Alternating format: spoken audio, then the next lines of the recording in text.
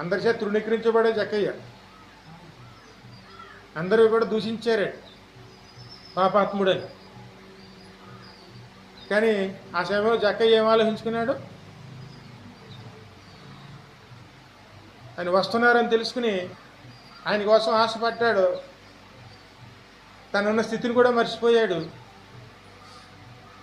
చిన్నపిల్లవాళ్ళ చెట్టు ఎక్కి కూర్చున్నాడు. చెట్టు ఎక్కి కూర్చుని ఆయన కోసం ఎదురు చూశాడండి. ఆశపడే ప్రాణాన్ని తృప్తిపరిచాడు. సరిగ్గా చెట్టు దగ్గరికి వచ్చి, జక్కయ్య కింద దిగుము, నేడు నేను నీ ఇంట్లో ఉండవలసి ఉన్నది.